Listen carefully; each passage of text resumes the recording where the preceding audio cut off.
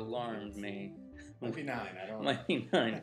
This might be the 9th or 10th episode of NorCam Weekly that we've done on the NorCam Podcasting Network. And I am Phil Healy, the Public Access Coordinator.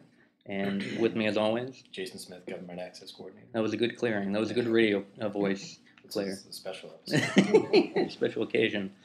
Thank you everyone who's been listening in, and we've had a lot of great response. We had one of our longest episodes last week, actually, and we were talking with our current guests right now about how this is replaced, and we've said it with numerous guests and just to you people listening, the listeners, that this is replaced, ostensibly replaced our kind of weekly mailer. So, I mean, it's kind of which we had at one point, but then we kind of fell off because no one really was.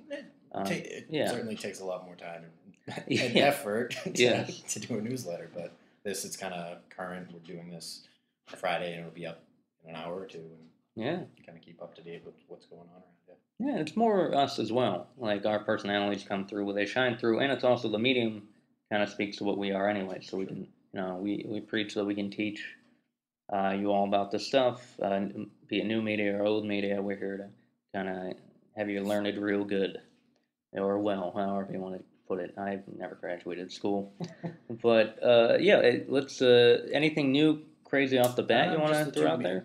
For the government channel, just the 2 meetings that we had this week, which was kind of crazy to shoot, but. Yeah, actually, they were. I couldn't be there for Monday because of unfortunate circumstances, but. It was. We actually enlisted one of our older worker bees, Chris McNeil, who, for those of you who had been around the station for a while, for the past couple of years, he had been our intern, and then he worked here part-time. And great guy, and he covered the Board of Selectmen, you covered, the school committee. So it was crazy, man. I hate when we have it on both nights. Yeah. Because... Well, it just splits the audience. Yeah. Decide which you want to watch. Yeah, we had a great run where they shared town halls, so they were able to, pick either every other week. Bi-weekly. Yeah, and because they had no choice, because if they're going to have it on a Monday, then you can have it in the same room. So yeah, it was fantastic, and made scheduling for us made it easier. And we also had someone here at all times. Yeah. That was the one thing about Mondays that we have to kind of cut it off at 6 or 6:30. But those 2 meetings, that was a big one. This week we've had just people in and out. It's been kind of nice, and it's the end of school pretty much. I think next week is the last day for most on Monday. But from the sample rate of just kind of quizzing kids, high school kids, I don't think anyone's going to show up for that Monday. But we actually have with us as part of our guests, we have from Aldersgate Church. We have, and I'm just going to point. I'm going to have you say your name and position like it's an army rank. But go ahead. We have. Sure, I'm Pastor Rachel Fisher.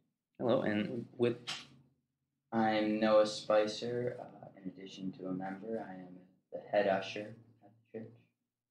And you've probably seen. I never shut this off while we do this. You've probably seen Noah, right? Yeah. On our videos online for Aldersgate, because they report them pretty much every week through NorCam. It's been really great. And Rachel, thank you for coming in. You're welcome. We ceremoniously for the past I don't know, how long would you say, Jason? The Aldersgate videos? At least a year. If not, have ceremoniously on a Friday either talked to you or have seen someone and exchanged cameras for a weekend. Things went better once I put it as a calendar reminder on my Google Calendar. You would be giving me calls. Rachel, are you coming? Well, oddly enough, if I didn't do the same thing with my Google Calendar, if I didn't put in call Rachel, then it wouldn't. And because you said, just by 3, call me if I'm not there. I'm like, oh, all right. But it was actually, we also we were talking about earlier, a former member of your congregation, Ken. Ken's last name or was Forsyth. That's right. He would come in here every Friday, morning at 10, and it would be awesome. Ken would just be like, hey. He's a great guy. Oh, he was, got a story to tell you. No, he really did. He had at least a new story every day, every time. And I'm like, all right, how you doing? Like, yeah, all right. And he would tell us about the odyssey of selling his place around here and then going up to his place.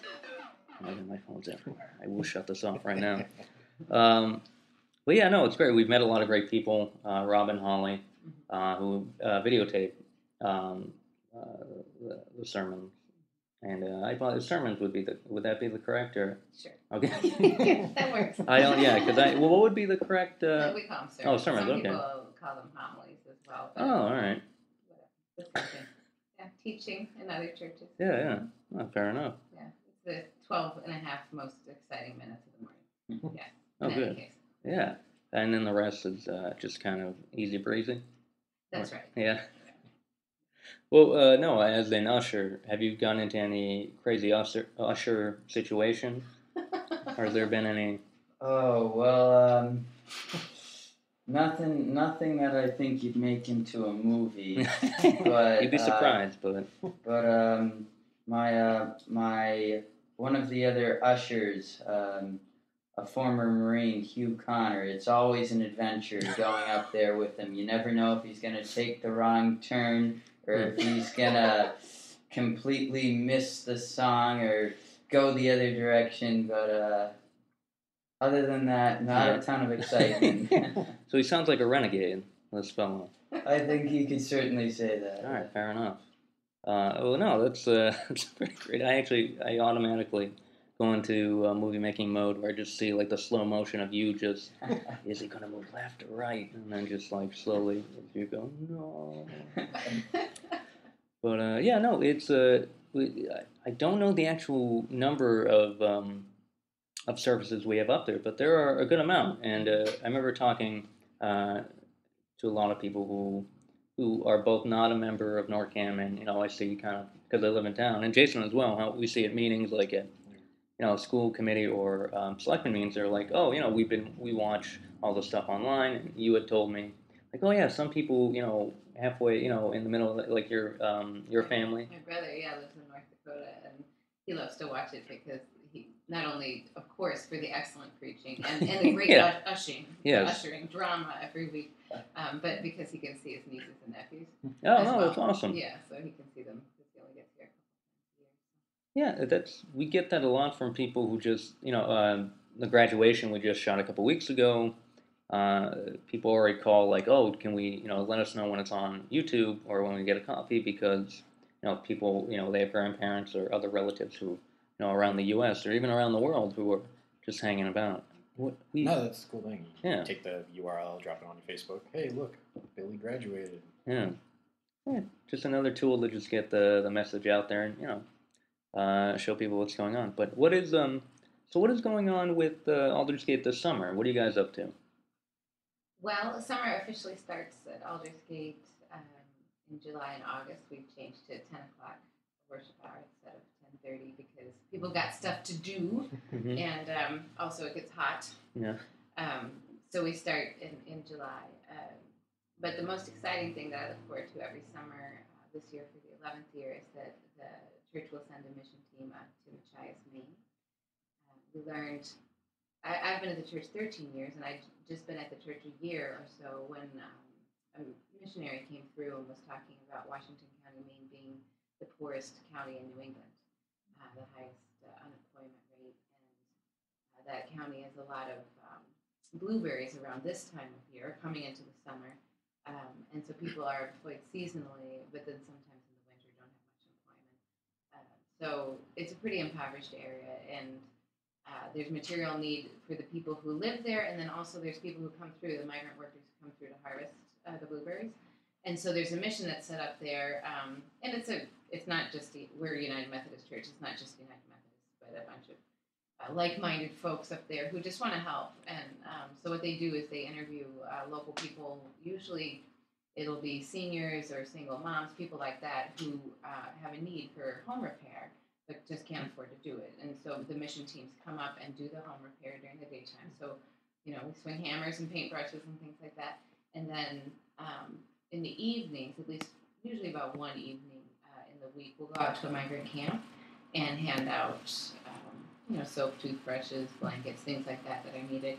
Usually that is an experience. What do you say? It's they don't speak English, so they bring a preacher who's from El Salvador, That's awesome. Yeah, come and preach to them in Spanish. His name is Carlos, and we stand there and nod and hear a couple words that we learned in high school Spanish class. Right, amen, things like that. He's actually really a passionate, fiery preacher. It's like Billy Graham right there in Spanish. Wow. Yeah, he's great. So he'll preach to the people and tell them God loves them, and then we show them that by handing them, the things they really need to live. So it's a great trip, and I like it. I like it for so many reasons. One reason is because you don't have to be a certain age. A lot of mission trips, you're required to be 16 or 14, or even an adult. We take kids of all ages. Part of the reason I asked Noah to come today is because the first year we went, I think Noah was 5.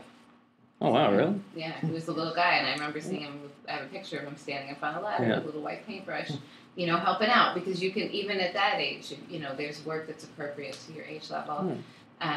And we do our own cooking, so I've ended up being the team cook, and so there's people who stay back at the camp and just prepare meals for the crew of about 25 to 30 people. There's the same renegade usher, Hugh Connor, goes up, and he can't really swing a hammer anymore. He's an older gentleman, but he can go and visit with the people whose homes we're working on. So it's really great, because there's people who are like awesome construction workers who have a million different kinds of drills and saws and tools, and they can do their thing, and those of us who may have different gifts also have a place to fit in. So I like it, because the whole community can go up there and do it. There's a place for everybody. Oh, that's beautiful. No, go ahead. Well, she's certainly right. There's definitely a job for everyone, and we always find that there's a different thing that needs to be done. I want to go into this with Hugh. Hugh was feeling that he no longer had anything useful he could do. He could no longer help anybody, and was considering not coming, when one day he was invited to go along to a site with us regardless, and we got there, and there was a woman who was very upset. Her husband had passed away a few months ago, and I remember looking over and watching she and Hugh speak for close to 3 hours, and by the end of it she was smiling, she was happy, and I was thinking, here we have a gift. If we can get a job for Hugh, we can get a job for anyone. We can. Sorry, that didn't come out quite right. But Hugh, I hope you're not listening, Hugh. No, Hugh. That was Noah. That was not Norcam. Right. No, Hugh is certainly very gifted at that, and we're always going to find people who are gifted at something, and something they can do there. So it's terrific. Well, and I think what's cool about that is that the lady knows that God loves her because there's someone fixing her house, and she knows God loves her because someone took some time with her and cared for her. And also, like within the church, what you're saying, like there's an image in Christian teaching that the church is like a body with a bunch of different parts, and you have to have, there's different functionalities to the different parts of the body. So, if everybody, Scripture says, if everybody were an eye, how would you hear, right? So you can't just say that the people on the mission trip that are the most valuable are the people with the most construction skills, even though it is a construction mission. But the whole, we need all the parts of the body to make it work, and so he's a part of that. And my 4-year-old is going to be with us, and she'll come for one 5-minute paint excursion, and she'll lose interest. Yeah. But she will have participated, and she will have learned how to care for people and to know that she can be a helper. So it's just good on so many levels. Well, just to be around that sort of warmth, I think is often important. To see people caring about other people and acting that sort of empathy. So, Well, and sometimes, too, like, it's hard to talk about your faith. If you're like, do you believe in Jesus as the Son of God? And you go on, if people are like, I don't know, I'm not really sure where I am with religion, especially today. A lot of people sort of gone away from the church, or they've become uncomfortable with that kind of dogma. But you really can't argue with helping somebody and caring for them. Yeah. And so this is a way for people who want to contribute and feel a call to do something good with the gifts they've been given, who can do that in a less sort of religious, churchy environment. And actually, for me, this is the real thing. Like, this is, it's like in chemistry class in high school, you have the time you sit down, listen to the teacher talk, and then you have the lab where you actually do it. This is the lab. Like, this is the real thing. No, it's great. Practice what you preach. That's what they say, yeah. Exactly. There you go. No, that's awesome. We've actually, once I think we mentioned, not on air, but before we talked to Noah, one of your good pals, 2 of your good pals, Peter and Jackson. I think Jackson was going to Ohio on a mission trip with, I don't know what he's a part of, what church, but I know. Yes, they're. I think they're going to West Virginia with the Congregational Church. Yep, yep. Yes. And so it's it's great. It's I always recommend traveling, anyways, if you're young or just in any case. But yeah, going down to see how other lives are lived, and just try to give yourself to other people as best you can. Well, and here's a major distinction between the Methodists and the Congregationalists, because in the heat of summer... I just brought it up. Okay, here we go. It's going down. In the heat of summer, we go north. Okay? Yeah. All right? That's all I'm saying about that. In the heat of summer, they're going south. I don't know. Wow. You pick. Yeah, that's crazy. You can tell Pastor Rick I said that.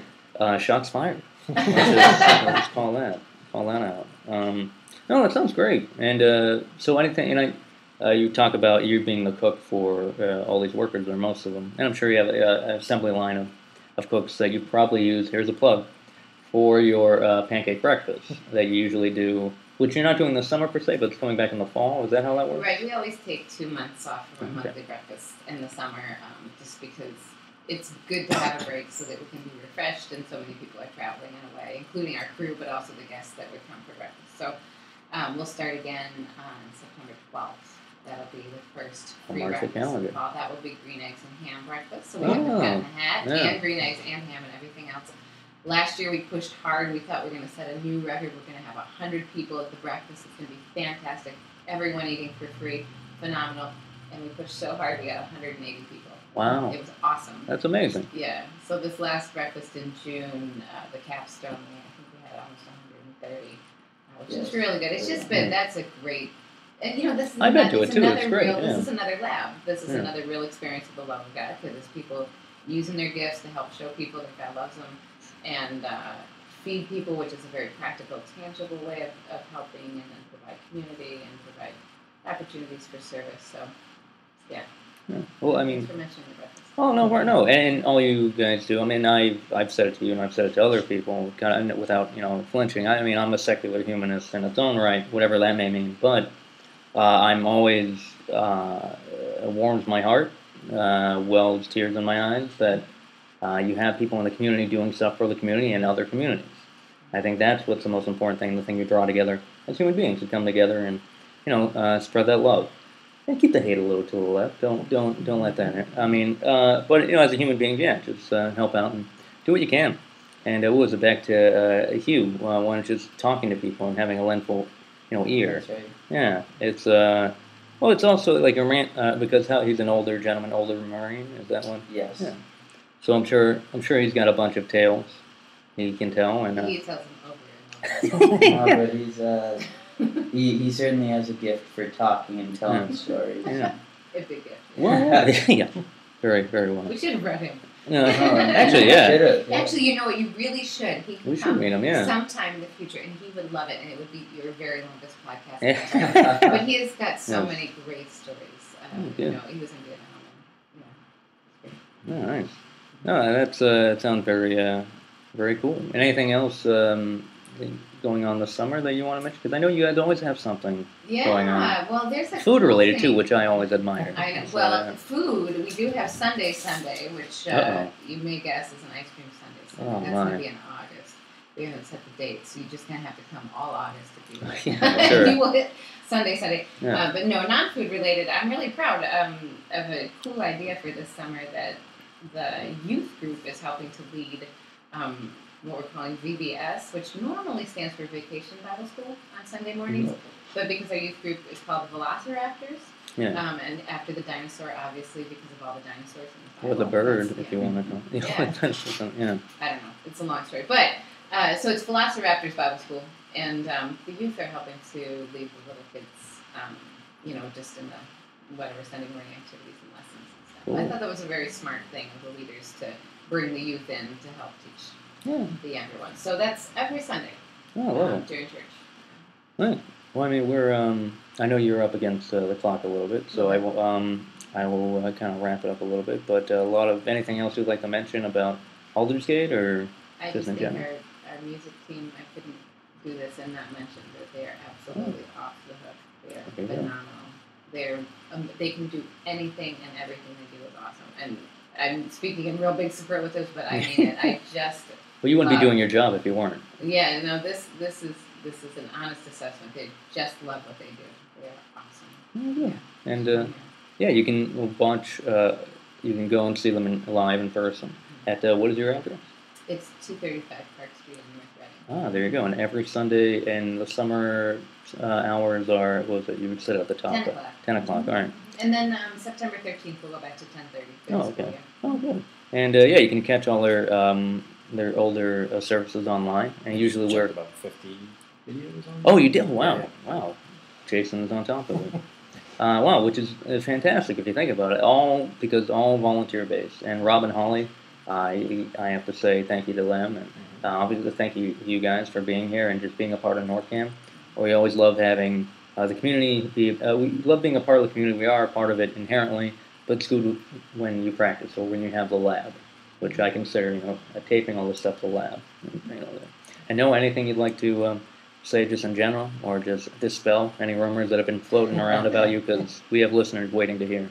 No, just to say that anyone who goes will tell you Aldersgate is a truly special place, and I think we can certainly say it's a place where you can be transformed by the grace of God. I think that was this year's motto, and I think that's something to remember, and we can use that transforming grace to help people in our community anywhere. So I think that's what's special about this church, this community. Cool. Thank you very much. And Jason, anything? We usually just end it with anything going on with NorCam and anything really. Next week's shutdown week. Oh, good. Yeah, please elaborate. What are we doing for pickups and stuff like that? Pickups, if you want to pick up equipment, just make an appointment with us. Yeah. There's nothing really scheduled at the moment, but if you want to, give us a call. We're open. Oh, go ahead. No. All right.